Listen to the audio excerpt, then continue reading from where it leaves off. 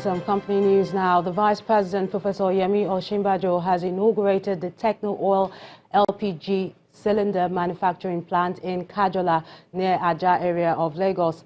At the event, the Vice President explained that the government will continue to do all it can to utilize the abundant resources in the gas sector.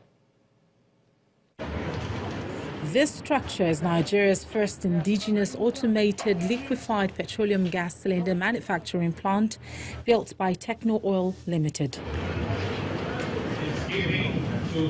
The Vice President is here for the inauguration alongside the Vice Chairman and Chief Executive Officer of Techno Oil Limited, Mrs. Nkechi Obi, and other dignitaries. The plant has the capacity to produce more than 5 million pieces of high-quality LPG cylinders annually. The cylinders come in different sizes of 3 kg, 6 kg, 12.5 kg and 50 kg. Vice President Professor Yemi Osinbajo promises the federal government's continued support for the development of domestic LPG industry in Nigeria.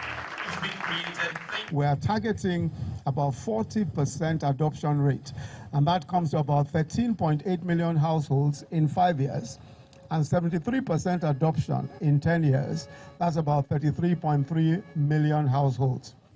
The management of Techno Oil believes that this would reduce the importation of substandard cylinders into the country. Your Excellency, sir, we are aware of several plants in the past whose operations have collapsed due to continued importation of old, expired, and substandard cylinders into the country. Your Excellency, we have just 2 million cylinders in circulation in Nigeria.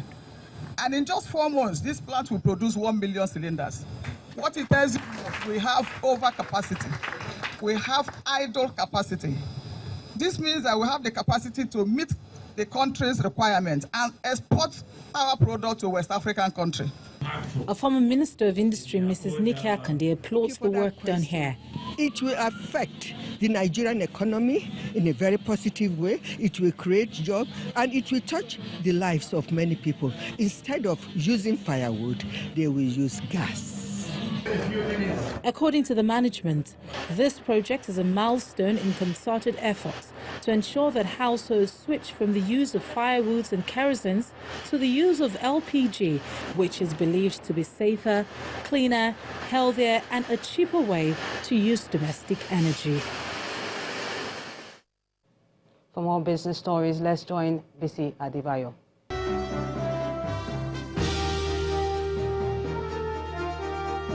Business news. The National Bureau of Statistics has commenced a survey on the integrity of the nation's public service. The study, which will cover over 33,000 households across the country, will sample opinions of Nigerians on their perception on corruption. The director in charge of real sector and household statistics, Dr. Isiaka Olarewaju, explains to journalists in Abuja that the results for the review will be disseminated in 2 weeks after it's received. The Securities and Exchange Commission has suspended the annual general meeting of Owando Nigeria PLC scheduled for tomorrow, Tuesday, June the 11th. The Commission says this is in line with the current court order secured by a week ago by Owando. The Commission insists its investigation of Owando was in line with international best practices and that the oil company was given sufficient opportunity to defend itself during the inquiry. However, the responses given by Owando PLC were considered unsatisfactory, prompting the decision by the Commission to penalize the company and some of the individuals related to it for violations of securities laws. In the markets now, the bears maintain their grip on the Nigerian Stock Exchange on the first trading day of the week as the all-share index closed 0.36% lower today. Layo Adegoke has more details of the day's trading activities.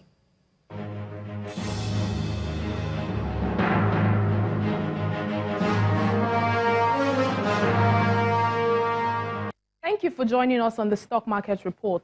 The negative streak on the local bourse continues into the second trading week in the month of June as the all-share index ended the day down 0.36% and the total equity value softer at 13.354 trillion naira.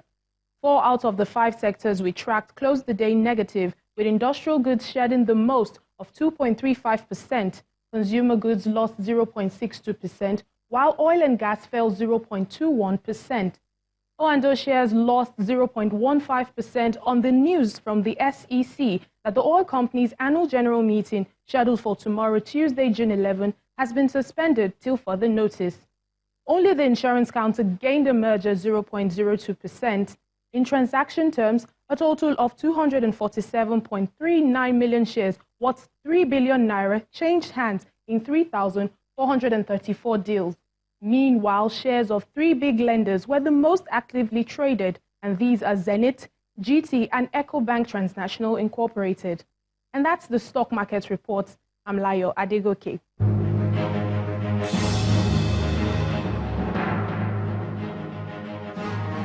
Thanks, Layo. Now it's a few weeks to summer holidays, and in case you've been wondering where to spend this year's holidays, why not explore South Africa? The country is offering visitors the opportunity to explore colorful cities like Cape Town, Durban, Johannesburg, and Mpumalanga with amazing travel packages. Please visit www.southafrica.net to check a variety of unique adventures and stunning diverse landscapes.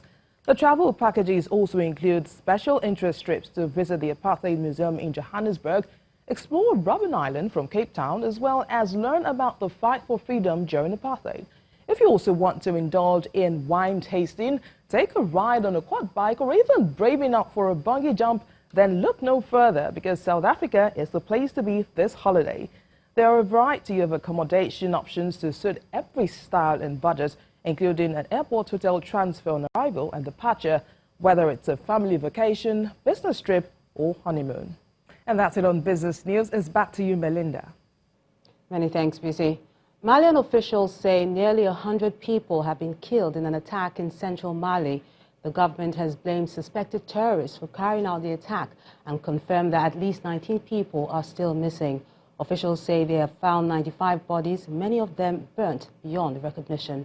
For more international news, here's Simon Pusey with Around the World in 5. Good evening from the Channel's newsroom here in London. Hong Kong's chief executive has promised to move forward with a controversial extradition bill despite massive protests over the weekend. Hundreds of thousands of people marched against the bill, which critics fear allows China to target political opponents in the region. Organisers estimate that 1 million people took part in Sunday's march, although police put the figure at 240,000.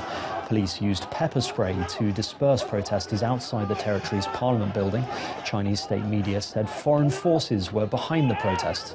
Carrie Lam has made minor changes to the bill, which could become law by the end of June, but has refused to scrap it, arguing it is needed to plug a long-standing loophole and will uphold justice. This bill is not about mainland alone. This bill is not initiated by the Central People's Government. I have not received any instruction or mandate from Beijing to do this bill. The march yesterday on the government's amendments to 2 pieces of ordinance has been conducted in a generally peaceful and orderly manner. And I think this fully reflects the degree of civilization in Hong Kong society and reaffirm that the rights and freedoms of individuals, of journalists, etc., are fully protected and safeguarded under the Basic Law. 6 men have been convicted of the rape and murder of an 8-year-old girl by a court in India. The case sparked outrage and criticism of the country's ruling party after some of its members opposed charges against those found guilty. The girl from a nomadic Muslim community was drugged, held captive and sexually assaulted for a week before being killed. The prosecution lawyer gave the names of those convicted outside court. They include a former government official and 4 policemen.